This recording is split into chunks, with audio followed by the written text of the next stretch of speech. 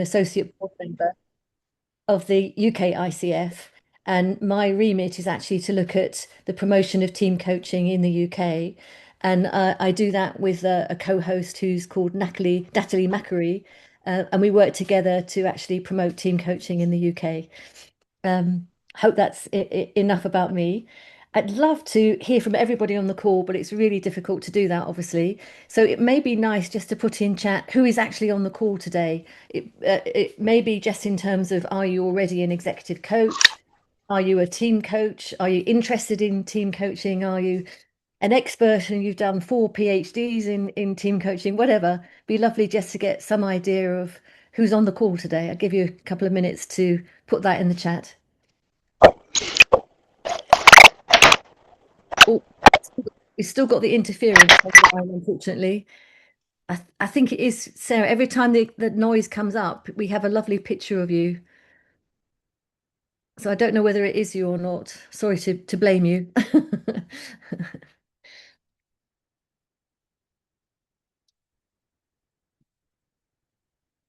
So anyone who's just joined, we're just asking to put people to put in the chat, who are you kind of thing. Are you just interested in team coaching? Are you a team coach? Are you got a PhD in team coaching? Whatever, it'd be lovely. Individual team coach, Alexander. Oh, signed up for the diploma. Great. Okay, interested in team coaching. Amanda, executive coach and interested in team coaching. Thank you for letting me know about the camera. Hello from Paris. Nice. Experienced coach. Done some team coaching. Like to develop it further. Super. Okay, so quite a mix, yeah. Oh, so a lot of people, I guess, from that interested in deepening their experience of team coaching. I think it's really wonderful to hear. I read some research the other day that many people think that they're equipped to be a team coach because they're already a coach, and the best thing to do is to partner up with another coach. And I can't tell you that really. I'm sure for those on the call, it's not enough. Great. In team coaching, how it works. Lovely. All right, so I'm sure that gives us some idea of who's on the call today. So thank you for that. Um, so what I'd like to do is to go through a presentation that I prepared for today, and I'd love to hear from you. Let's treat it as a conversation. So if you've got any questions as you go through, please could you put them in chat, and then Carolyn very kindly has offered to monitor the chat. And then stop me at any point to say, oh, there's 10 people interested in this. Can you say something about that? So I'm very comfortable with working with what emerges in the group, and love to hear from you. So please let's have a conversation. Let me see. I'll just get my slides up. I hope this works.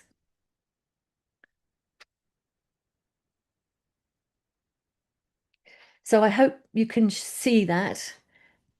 I'll just put the first slide on if I can.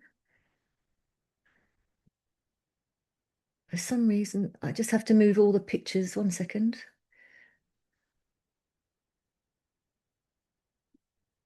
I've got so many messages coming through. I have to move them all. Give me a second.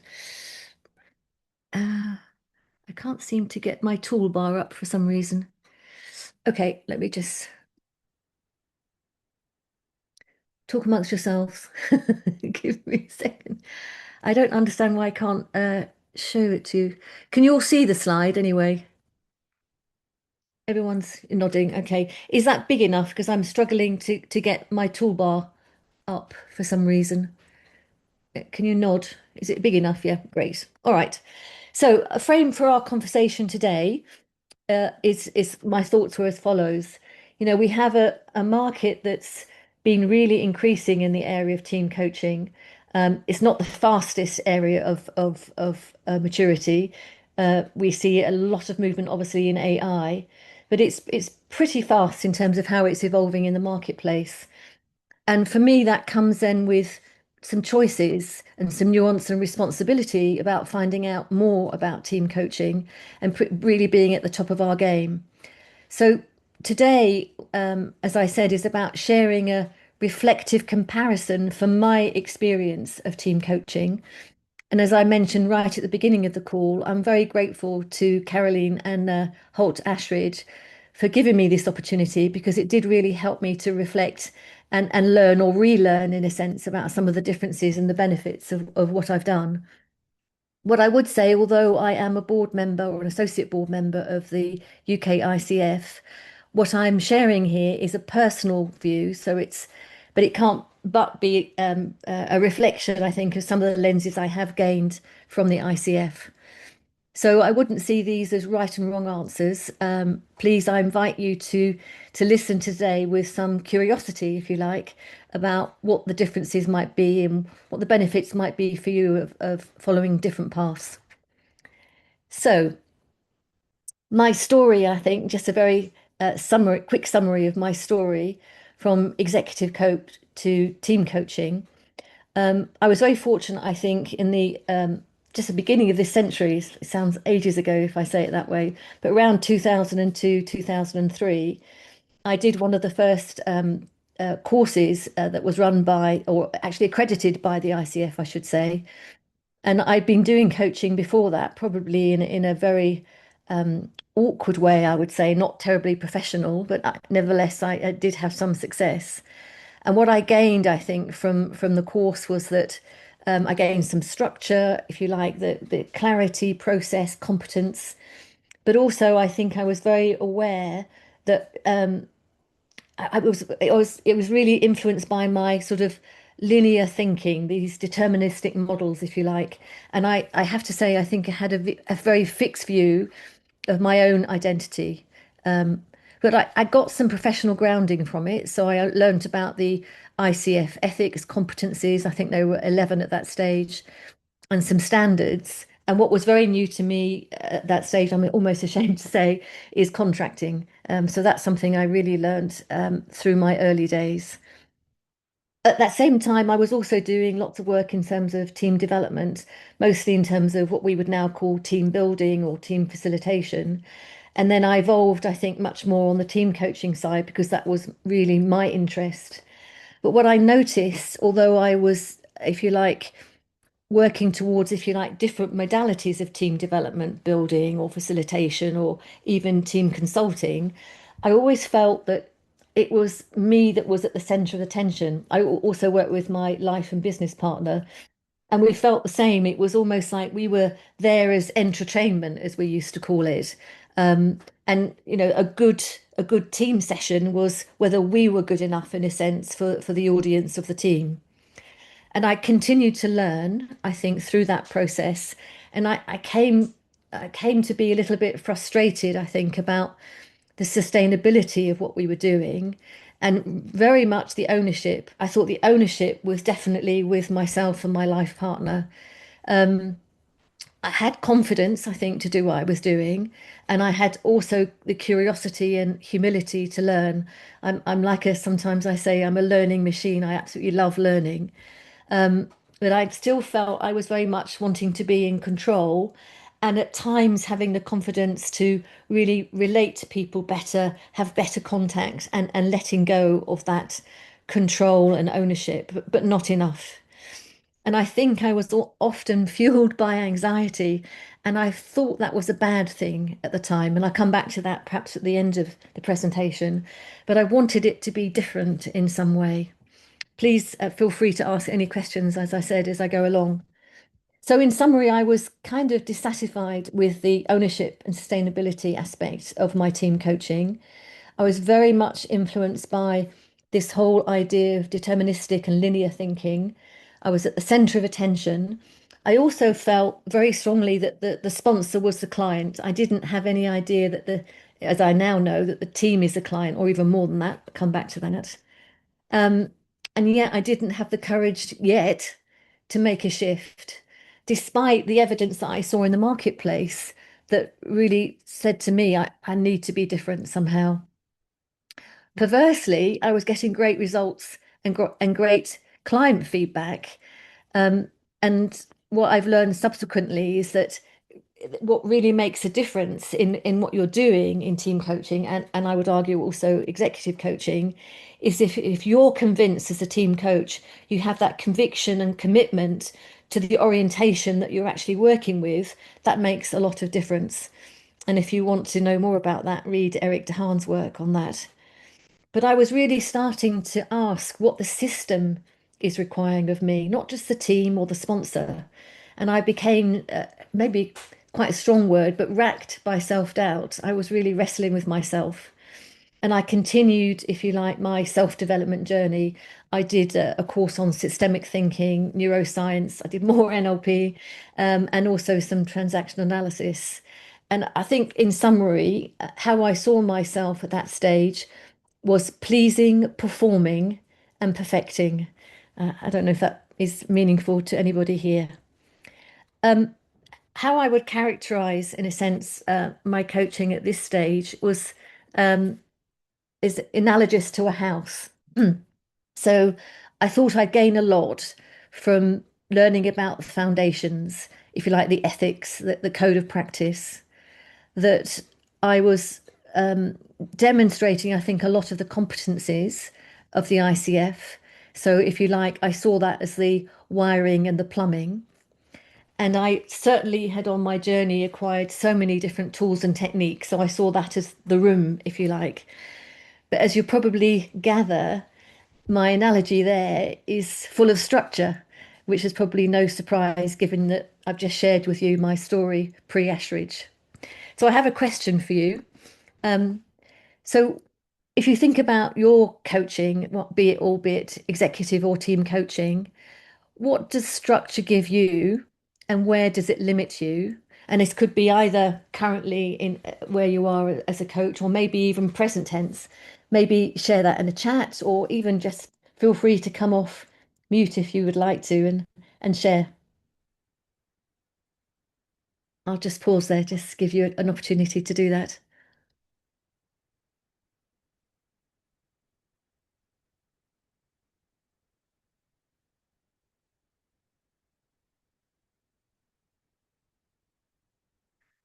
Oh, I've got the chat. Helps focus on goals. Lovely. Thank you. Sally, yes, kindred spirit. Whole helps focus on goals. Structure is like having a hammer. Everything, oh, I just, it's gone. Everything you look for is a nail. Very good. Maslow quote there. Also helps flow. Structure these days for me means freedom within a frame. Yeah. So there's sort of boundariedness around it. Gives a first look, a path that can be followed. Thank you, Nuno. Uh, Jaleesa, limits and possibilities. Tony, structure provides certainty of a certain direction, which can limit you. Yes, great. A limit an emergent process, sorry. Yeah, great. Joe, helps me think and look professional and helps focus the team and offers some psychological safety. Lovely.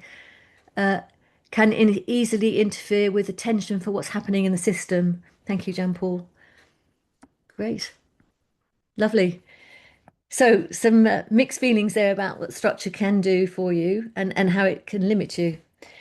So moving on with my journey, I came across a lovely quote. As I said, I'm an avid reader, where Dan Siegel says, transformation begins when we look at our minds with curiosity and respect rather than fear and avoidance. I don't know if you're familiar with his work or that quote. And that really resonated with me because I think I felt in a way that was avoiding, if you like, what I was fearful of. I was fearful of developing further. I was fearful of coming away from structure.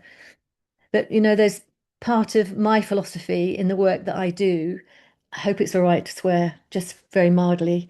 It says, if you're not shit scared once a day, then you're not living. So I thought to myself, how can I be preaching these things if I'm not living it? So I did obviously have the courage to go back and learn what I thought I'd been learning, I think, for 20 odd years. And it was actually, it took a big step for me to come to Holt Ashridge and do this learning. And I'll never ever regret it, obviously. That's why I'm here. But just a step back before I talk to you about how I see the differences. Um, so when Carolyn asked me to do this, I thought, hang on a minute, why are we comparing the ICF and Ashridge? Because I saw ICF as an independent professional body claiming not for profit. So isn't a better comparison the ICF and let's say EMCC, and there are other obviously professional bodies around the globe, because the professional body is there to define the ethics, define the standards, and this is what ICF does globally, create a shared language, bring credibility to our profession and maybe portability so that you're credible across the globe. And I can really resonates with me that that's what ICF did for me. It gave me that early confidence that there was trust with the client, that I was in a sense in a professional capacity, that I did the clear contracting and I had some professional identity around coaching. But as I've also learned, everything's not black and white. So joining Ashridge, I've learned that they're really spearheading their own ethics, their own standards. They have their own competency framework, and they're building credibility in the marketplace for your portability as a coach and team coach. So nothing is black and white, as I've learned. So it is a valid comparison, I think. So here's my reflections, and as I said, it is a personal reflection, and I saw it in four different chunks, and you could take many different ways to look at the similarities and the differences. But this was my take on it on reflection, and it'd be lovely to hear your comments or see your comments in chat or questions. So first of all, when I looked and learnt, if you like, both the competency frameworks from the ICF and Holt Ashridge, this was my take on it.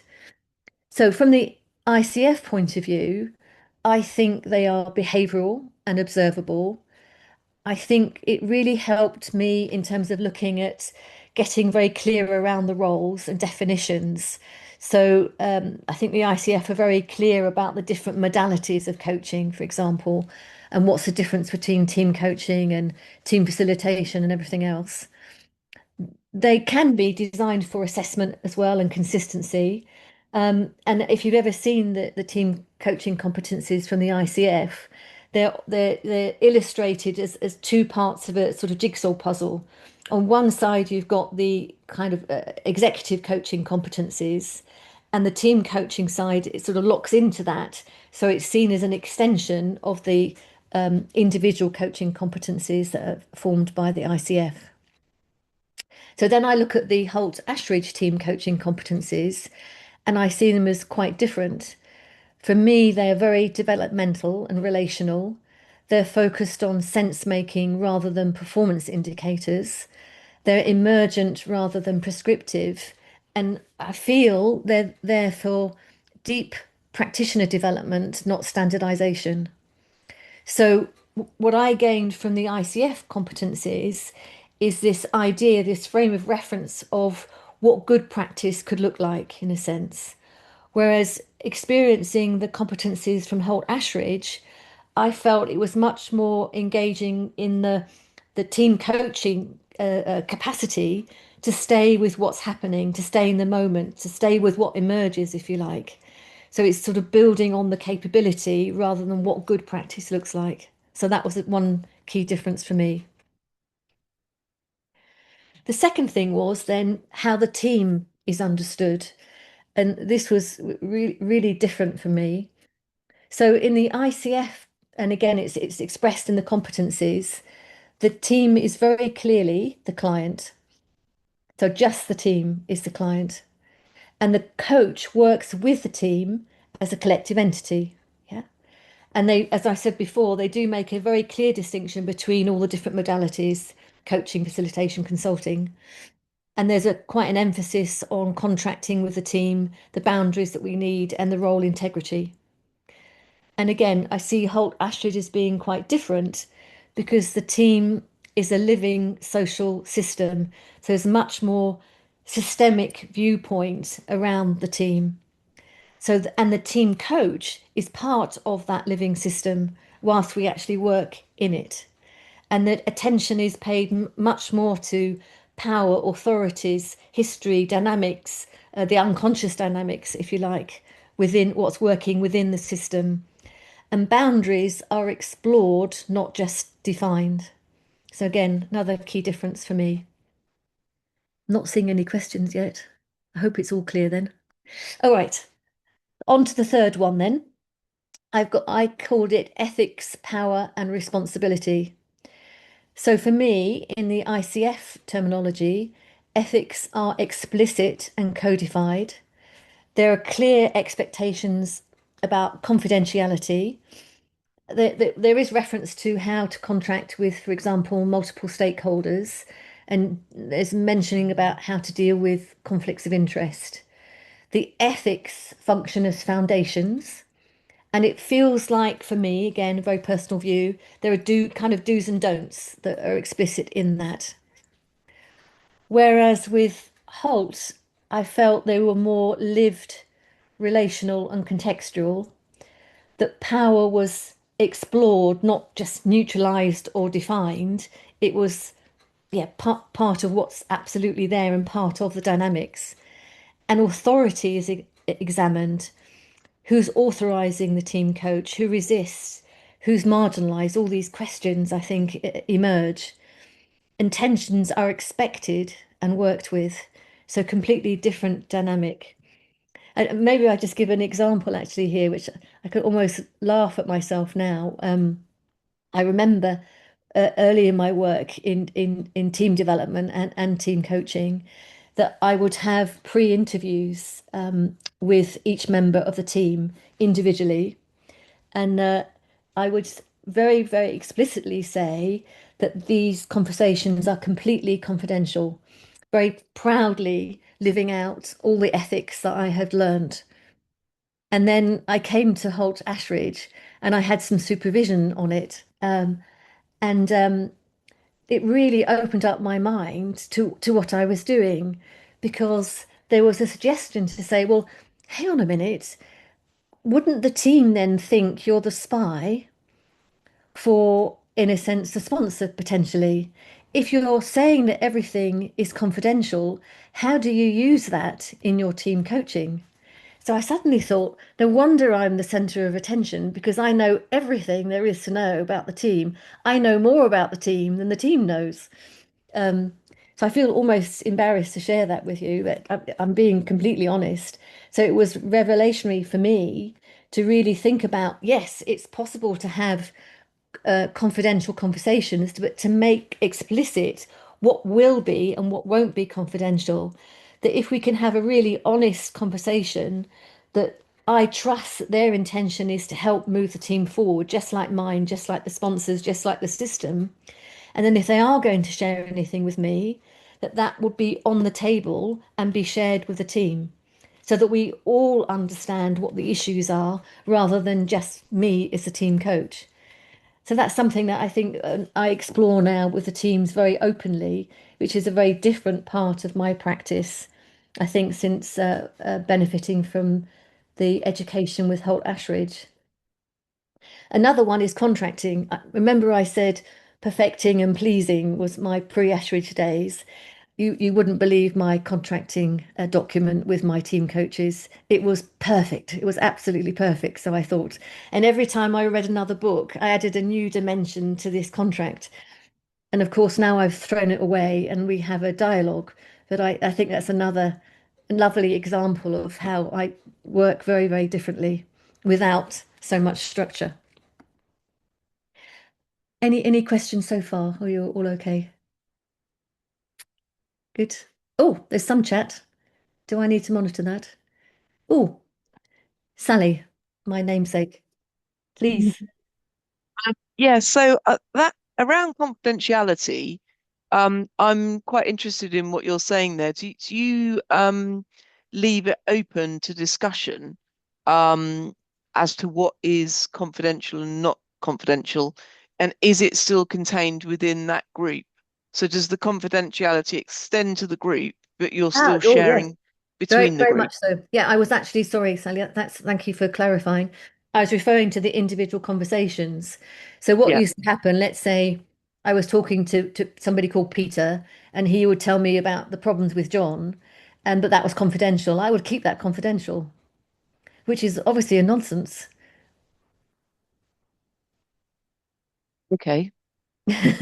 Because you'd need to Because do something about it, or you'd it's, need to work it, with that. absolutely, what would be the purpose of Peter sharing with me all the problems with John? What can I do about it if it's confidential? Yeah, that's really interesting. Thank you.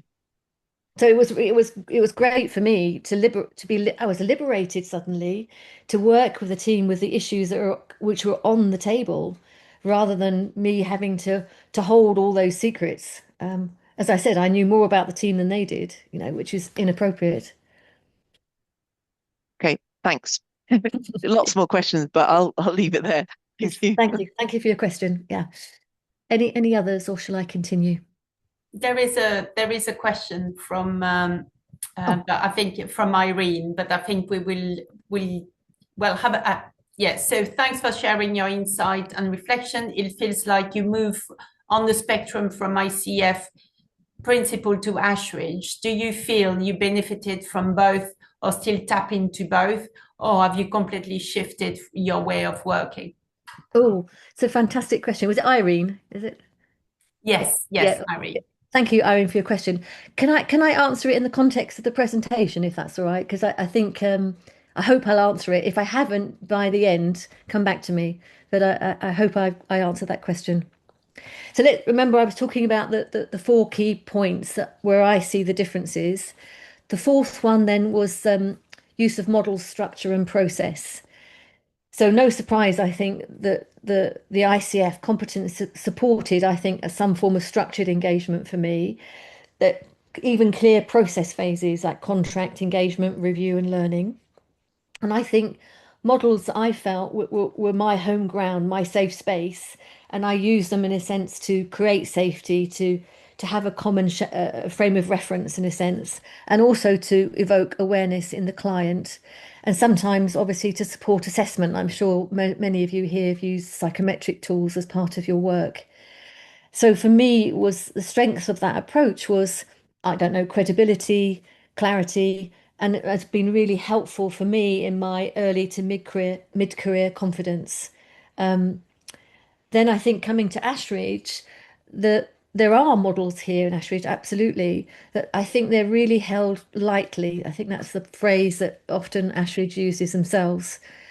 So work is shaped in the moment, and the inquiry and what's happening in the relationship between you and the team overrides any technique, if you like. So the team coach's job is tracking what's said, how it's said, what's avoided, how it's avoided, what's enacted in a sense relationally between the team themselves. So for me, the strength of this approach supports the work with complexity, ambiguity, senior power systems. So I've found this really helpful, I think, as I've, if you like, work now with much more senior teams, sort of C-suite minus one. I think it's been really, really helpful to use this approach. So I love, here's a model. He's talking of models, and it is from Holt Ashridge. There we go. Um, this is what Holt Ashridge calls the team coaching skills framework. And again, I found this is kind of where it all came together for me. I found this really, really helpful. So if you look at the arrow on the right-hand side, this is, if you like, the level of sense making and direction by the team coach. So the bottom of the pyramid is not much direction clearly, and a lot of sense making from the coach. And at the top, obviously the opposite. And if you look on the left-hand side, the emphasis at the bottom of the pyramid is understanding and connecting, and moving towards much more interventionist stance, I think, from the team coach. And if you look at those levels and track back to my career, I would say I was at my early part of the career, I was much more at the top of the pyramid, maybe even offering advice, certainly offering a lot of content. I love content. My Another one of my safe spaces. But then I've been working down, I think, towards throughout my career towards the bottom, and I'm having much more courage to work with what's emerging, observing, listening, sensing, exploring through inquiry as I've matured, I think, as a team coach. I do actually offer interpretations and working hypotheses quite a lot, and I encourage teams to do that. And I do quite a bit of experiential work still, which Ashridge calls setting up experiments. Um, but I think I've moved a lot away from offering content and advice, certainly at this stage. But I think there's a lovely model where it kind of all comes together. And I also think what was really liberating for me was to think, well, it is all team coaching. It's not just about asking questions. All of this can be team coaching in an appropriate context. And I found that very liberating. Okay. So in summary, I think the ICF and Holt Ashridge are asking very different questions. For me, ICF asks, what must a team coach be able to do ethically, consistently, and professionally? And Holt Ashridge is asking, who must a team coach become in order to work skillfully with complexity, power, and emergence? And these distinctions, for me, run through everything. And I don't know whether you prefer this, but maybe very simply, I think the ICF emphasis is about doing and behaviours, whereas Holt Ashridge is about being and becoming, maybe. Maybe that's a nice, neat way of saying it. I don't know what your view is, but that's where I am in that. So I feel that then it is possible to compare ICF and Holt, and I feel that Holt Ashridge is a different category altogether. When I did the program, it was a very challenging, I think, time, very challenging journey. Especially, I don't know if you're thinking about doing the program, but for year two, there's an action learning project where we actually have to look into something for ourselves and what has influenced us in terms of our practice. And it was a very deep learning experience for me, which took me right back to my childhood and how that has actually impacted, excuse me, on the coach who I am today. So it was a practice laboratory, a sort of a relational system that I learned. How do I relate to myself almost? Yeah. Um, and in terms of the frames of team coaching that I learned through Holt Ashridge, it was the systemic inquiry came to the fore for me, although I was already, wrestling with that, I think, before. Certainly the relational dynamics, power, authority, and roles focus on what emerges between people, the team itself, and the system. And thinking about me as a team coach as part of the system, I thought I was before I was separate from it in some way. And I've learned a lot about Gestalt, psychodynamics, and even more about transactional analysis than I did before. I know that's content, which is my safe space, but it was great to learn about something that was antithesis, perhaps, of my learning before. So, if I take you back to my analogy of the house, this is kind of what my house looks like now. I think Holt Ashridge didn't rebuild the house for me. It really taught me how to listen, in a sense, to feel, to sense how the house is lived in, to notice the cracks. Just notice those. Take it as data, as Simon would say, one of the faculty. Uh, Work with what's already happening. And I feel I'm sensitively renovating and enhancing the house and working also now much more with the environment and attend to what's growing there. So for me, Holt Ashridge didn't replace the house I'd built with the ICF and my early experiences. It taught me how to live in it and how to tend the garden around it. And at the same time, I did do a bit of rewiring and replumbing whilst I was there. So if I look where they align, I think both have taught me that ethics and standards matter. Both have taught me that reflection matters and that your continuing professional development and personal development matters.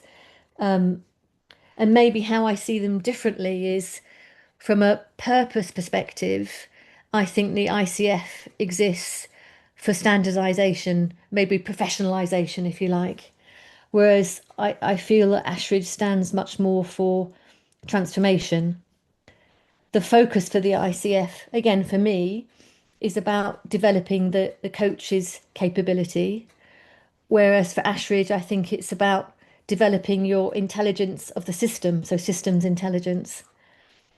From a learning perspective, I think the ICF is about the competency base, whereas Ashridge is about inquiry base.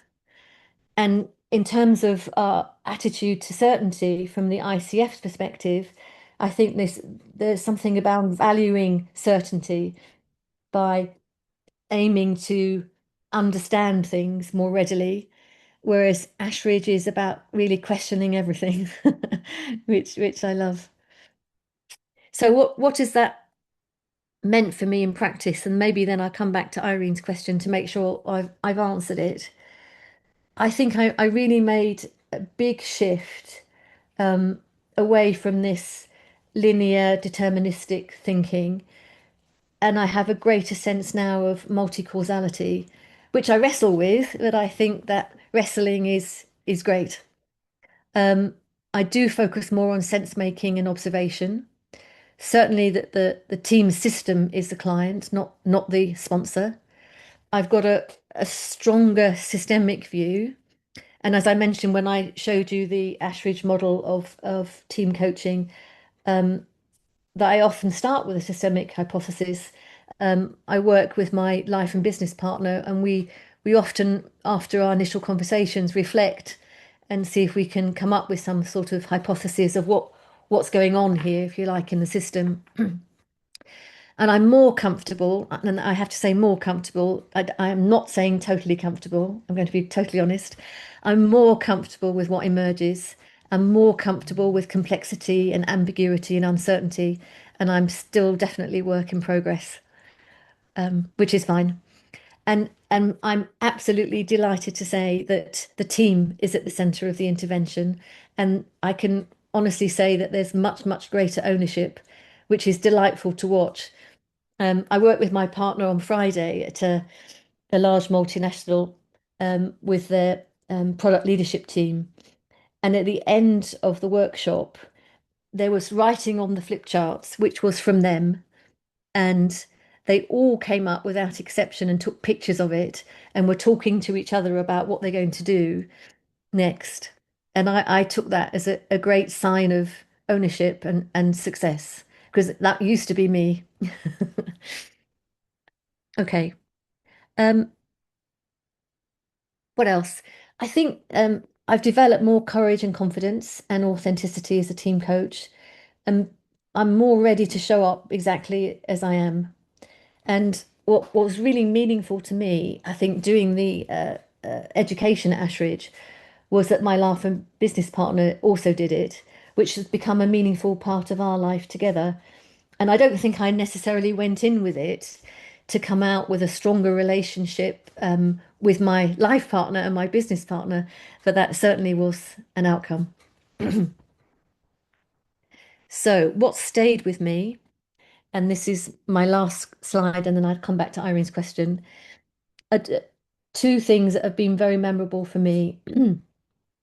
So, the first thing is that the self and identity are always in the process of becoming, which is one of my favorite quotes. Do you remember at the beginning I said I felt right at the beginning of my career, I think I had a real fixed idea of my identity, and that has definitely changed over time.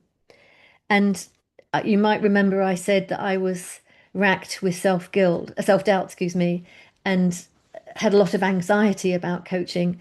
And I've learned to stay with that, to stay with my anxiety, to work with it, to see, if you like, some positivity in it, So I really like Eric DeHaan's quote when he says, I doubt, therefore I coach. So I have some reflections for you in a minute. I just want to check if I answered Irene's question. Are you there, Irene? It always feels like a seance when I say this. Are you there, Irene? Irene is saying, yes, you did. I did. There is also a question from Richard. And at some stage, could you please clarify the difference between team coaching and being a group facilitator of peers? Okay. Yeah. So very simply, I'm sure we could explore a lot. But usually if you're describing a team, that you have a cohesive unit where they actually have to do a collective work product of some kind and produce work together. Yeah, whether they're co-located or not, there's something that brings them together from a work point of view. Whereas a group doesn't necessarily have a collective work product. They might have similar interests, but they don't necessarily have to work together.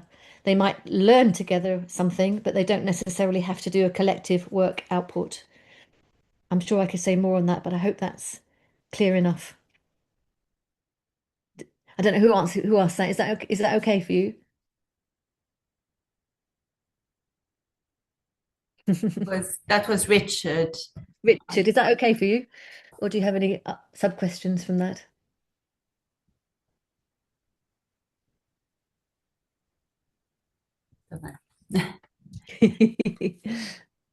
There was a question from Jeroen. Thanks for sharing those insights, very valuable. What I see is that several of my clients, multinational, are moving to an ICF coaches only policy. I'm an EMCC member. When I ask the policymakers, they hardly ever have solid reason for their choice. To what extent do you see similar development? And if so, what is your view on it? Yeah. Sorry, and who asked that, Caroline? That was Jeroen. Yearen, is that right? Yes. Okay. Thank you for the question. So yes, I do see that trend very much so. Um, we do our own team coaching program as example, and actually chose to have it accredited by the ICF. And I do talk a lot to people about the fact that in the marketplace, many clients ask us for that. It's not true across all of Europe. So, for example, I know that EMCC are very active in the Netherlands, as an example. So it can be very country specific. I don't know whether you just work in the UK or internationally. Um, can you answer that? Is that possible? Do you work internationally or just in the UK? Oh, Carolyn, you're on mute. Sorry. In the Netherlands. Ah, okay. Well, that's interesting because EMCC tend to be much stronger in the Netherlands than the ICF. I think ICF has got a much weaker representation, as I understand it, in the Dutch marketplace. So I'm surprised you say that. I've certainly seen it in other places in Europe, and also in the UK. But sorry to interrupt. Sally is also saying that he's working from Iceland to Italy. So it would, Oh, okay. yeah, yeah, So it's not just the yeah. Dutch marketplace. Yeah, so anyway, yes, I do see it across Europe. So often I would advocate getting the ICF standard because that's what a lot of clients actually expect. Um, is it a good thing? I personally think that, as you would see from my background, it was very important for me to have ethical code, competencies, standards, and some link with a professional code of practice. So I think it's a good thing for our profession. Now, whether it's a good thing or not for Holt Ashridge, I obviously can't say because obviously they're spearheading some, I think, amazing practices. And um, as I mentioned, I've been appointed as associate board member of the ICF in the UK, and it may not surprise you that one of the first things I've advocated is to have a joint conference with the ICF and Holt Ashridge, and cross your fingers, this may come off in October because I think there's so much to add from a professional viewpoint from both parties. So that's my personal viewpoint. Does that answer your question? I hope that's a yes. If not, please let me know. Shall I have a look at the chat? Is there anything else? I think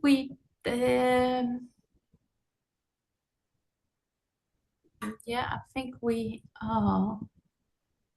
Oh, Joanna would say, what anecdote, who captures coaching result, next step, etc. And the question, who owns the result, really resonate with me. What internal personal shift did you need to move through to allow for this to change and to feel comfortable with letting go to a degree?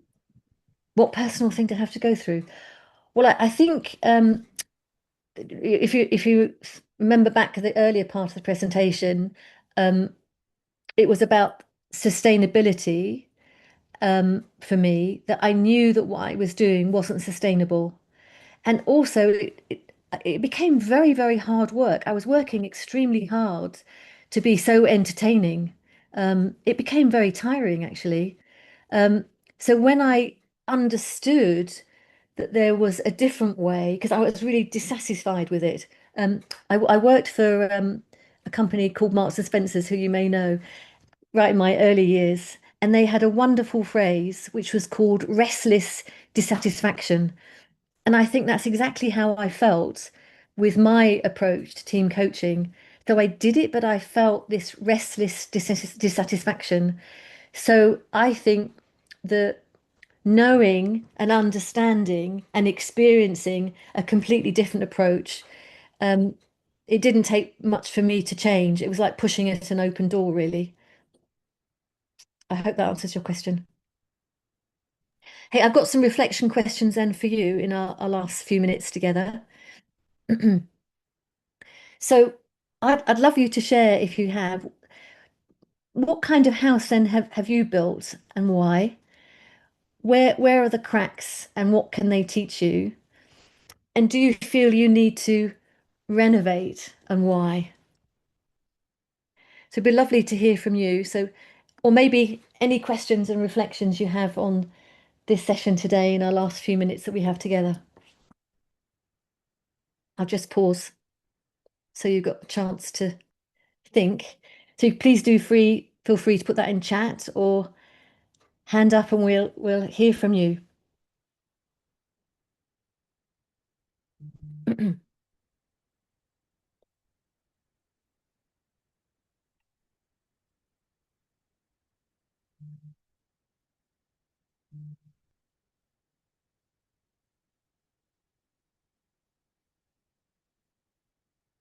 Oh,